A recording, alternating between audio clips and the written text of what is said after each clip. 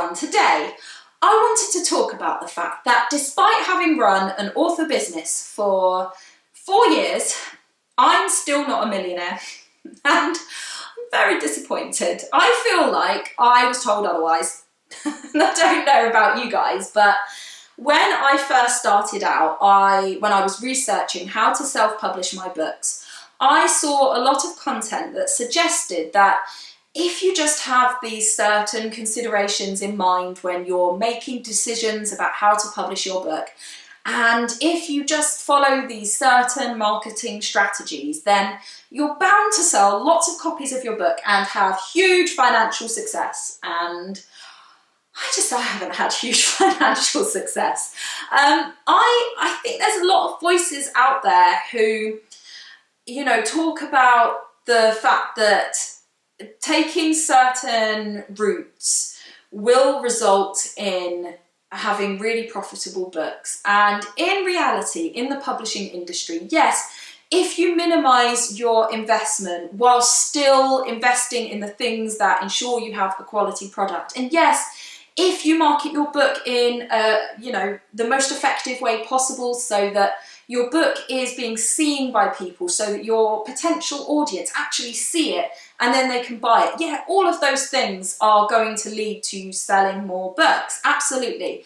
But there is an element of luck, because nobody ever really knows how the public are going to respond, whether people are going to buy your book or not. And I wouldn't mind betting that everyone who's ended up as a bestseller didn't know that their book was going to sell like that. I mean, we all believe in our books. Every book I've brought out, I've passionately felt that this is an important book or a fun book or whatever, and that people are bound to love it, because I wouldn't go to all of that effort of publishing it unless I believed in it.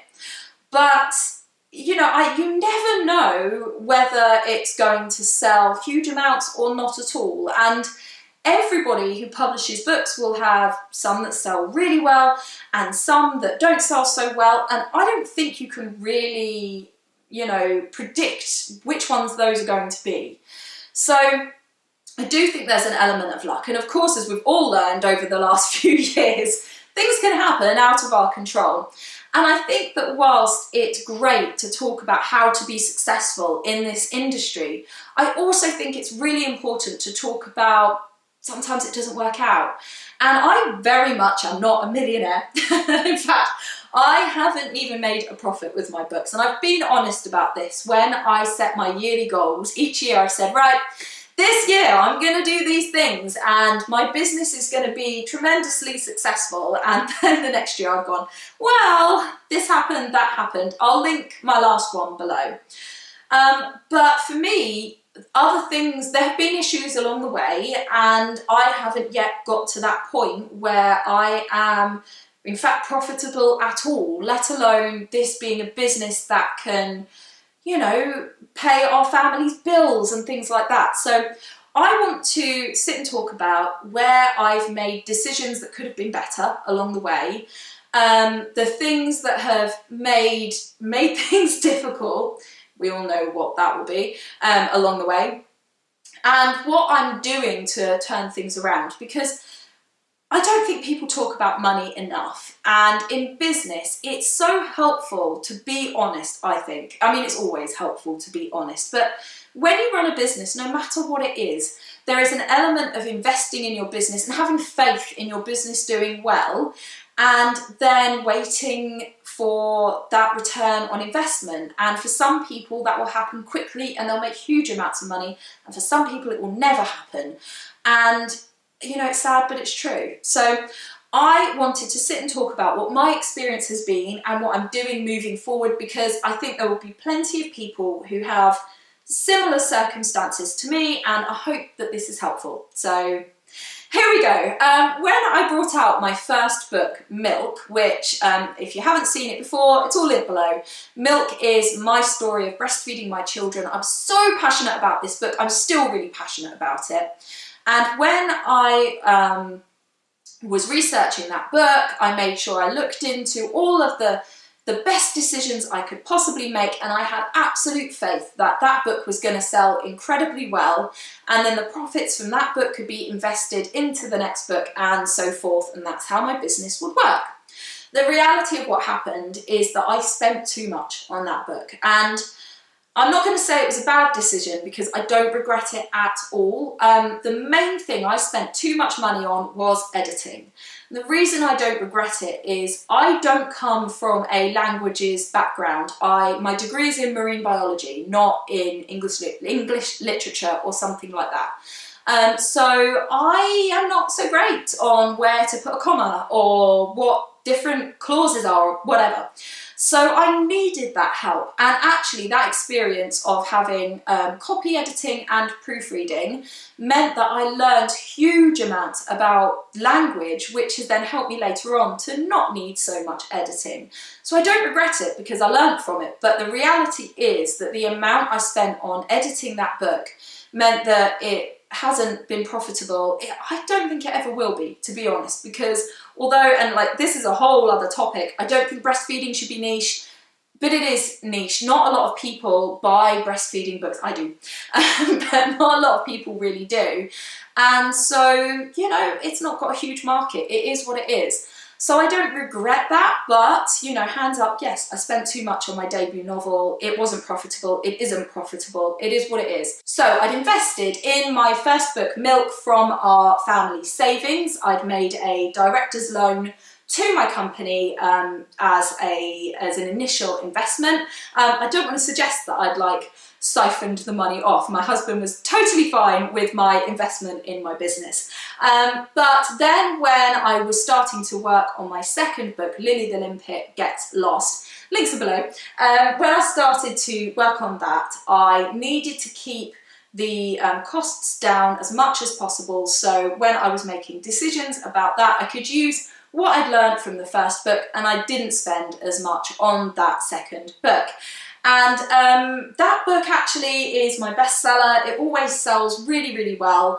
And in 2020 and going into 2021, that book was profitable. It's not now, and I'll come back to why. But for a time, that book was doing really, really well. So I brought that out at the end of 2019 in September. And then going into 2020, I thought, okay, I've got 2 books under my belt. And so now I need to look at maximising my opportunities to sell the book. I need to look at advertising. So I decided that I would do online advertising as much as possible. I would learn how to do it, that I would go to in-person events, so craft fairs and author events, and because of the nature of my books, parenting events, all of that stuff, that I would try to get speaking engagements, that I would use my skills as a teacher and do author events and go in and talk about my books and sell my books in schools. So I had all these ideas that in 2020 I thought, okay, I'll spend a good few months doing this, pay back as much of that money as I can, and then I'll have some investment in another book. So that was the plan.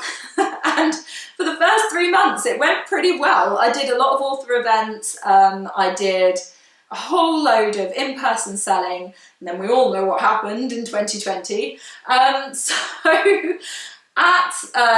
When was it? April 2020, I suddenly found that all I had was online selling, and for me, my books don't sell very well online. They just don't. It doesn't work so well for me. I do sell a bit, but not enough for it to be sustainable for me to move forward, to create more books, to be able to launch other aspects of my business, or even to pay back what I've invested in my books. It just doesn't work. And so when I had that, and also YouTube, which I am so grateful to all of you who subscribe and watch my videos, because this is also a stream of income for me. So I'm really grateful.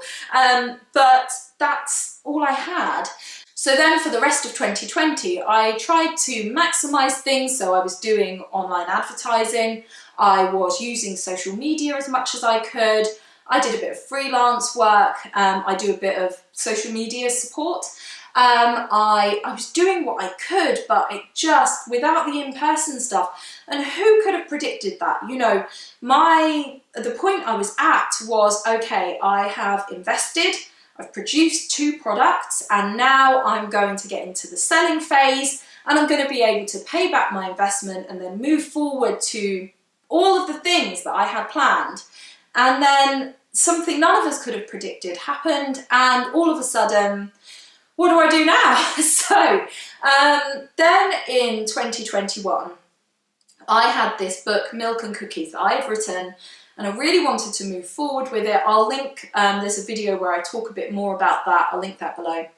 And I thought the only way I can do this is to use Kickstarter, because what I'd also learnt in that space of time was that actually by investing more initially and getting my books printed when it comes to children's books means that they can have a higher quality and also a lower unit price. So down the road, I'm earning more per book, and that was going to be really, really helpful. So I thought, okay, I can't invest in this. I don't have the money, but actually this is a book that people could really get behind. And if I run a Kickstarter, people get rewards. So they get the books, they get other bits and pieces, but I can then use that to launch this book, which I feel is really important. It explains breastfeeding for young children. That's a great book. And then I can get things going again after this period of just being really stuck. So I ran a Kickstarter in May 2021, or April to May, I think. And it was successful, which I am so grateful for, because without that, I don't know that I could have moved forward, really. So honestly, I have so much gratitude, and it was just a wild time. And I brought Milk and Cookies out. That came out in September of last year.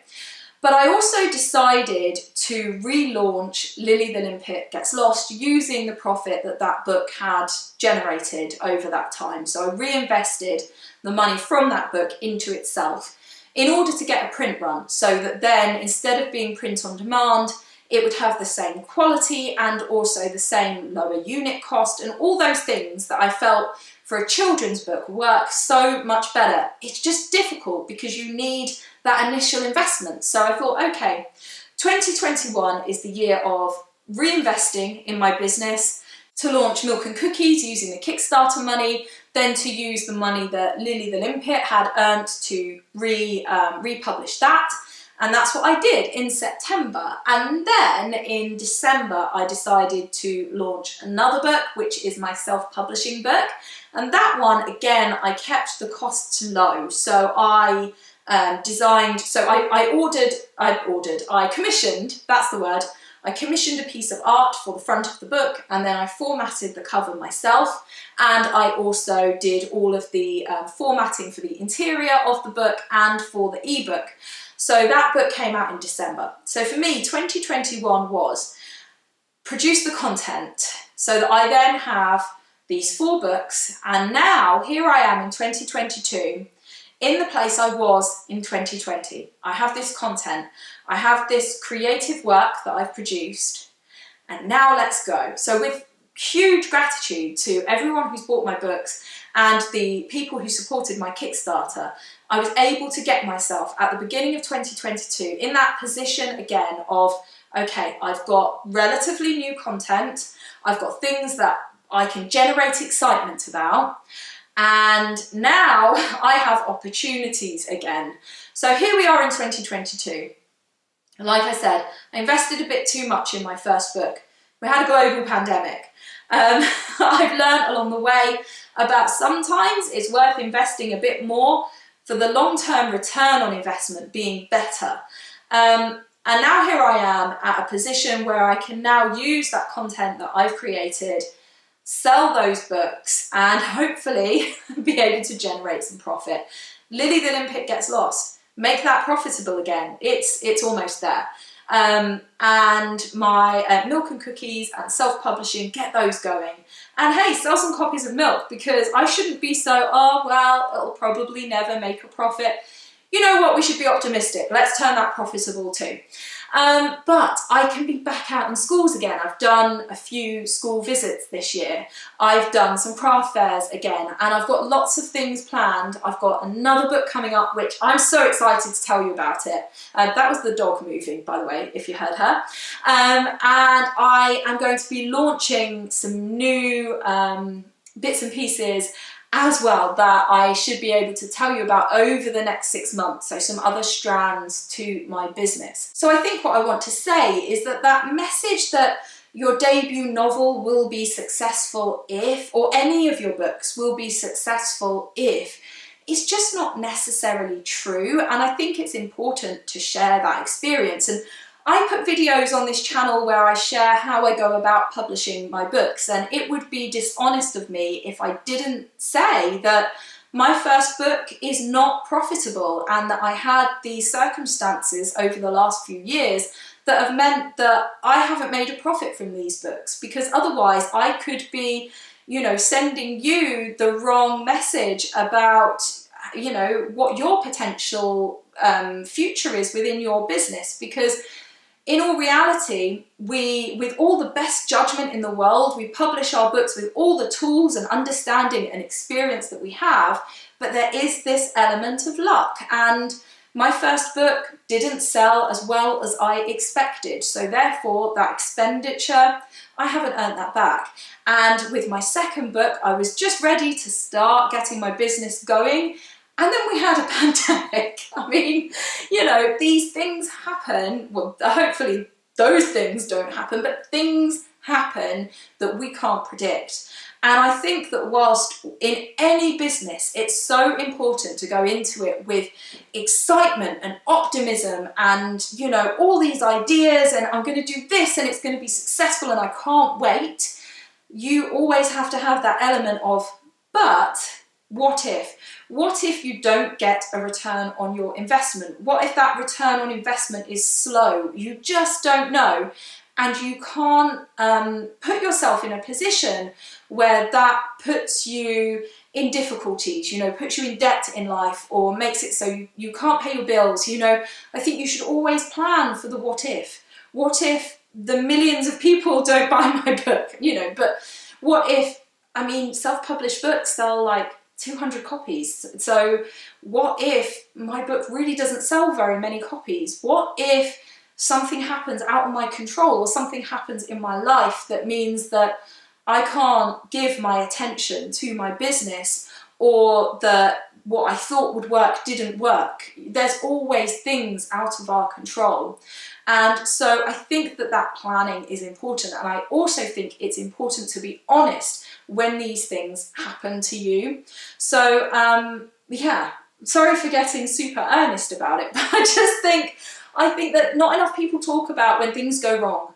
And so I wanted to share my experience, and I am so grateful for everybody that buy my books, that watch my videos, that supported my Kickstarter, that have supported what I do, because I'm so passionate about the work that I put out there, and the potential for what I hope to be able to do, and the things I want to be able to tell you about. And yeah, I'm so grateful for the support, but I do think it's just really important to be honest about, you know, any business has an element of unknown, and I wish you all so much success with your creative projects, whether it's a book or something else. And you know, I really, really do hope that you just have enormous success, and that this can be a business that supports you and your families and all of those things. But I do also think that it's just so important to always have that element of, I need to just protect myself for the what if. And I think if we're not realistic, it's so hard to do that. So that's why I wanted to be honest. And I really hope that in the next 6 months to a year, I can make a video where I'm like, I broke even. I'm going to make an I broke even video. And then that this business can just move forward, and I can produce loads of exciting stuff for you guys. And yeah, I have high hopes, and I'm going to share all of that with you, and I will always be honest about it. So I hope this video was helpful. It was just something that I wanted to say. So please hit like if it was helpful, and don't forget to subscribe for more videos. For that one where I say I've broken even, yeah, more videos like this one, and take care.